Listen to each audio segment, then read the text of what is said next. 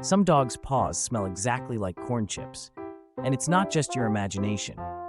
This bizarre scent comes from the spaces between their toes, where a unique mix of bacteria and yeast loves to hang out. One of the main culprits is a bacterium called Pseudomonas, which naturally lives on canine skin. When it mingles with sweat and oils trapped in those furry little crevices, it creates that distinct salty aroma, just like a bag of tortilla chips. What's wild is that this Frito feet phenomenon is completely normal and even healthy. The bacteria are harmless, and their presence is actually a sign of a balanced paw ecosystem.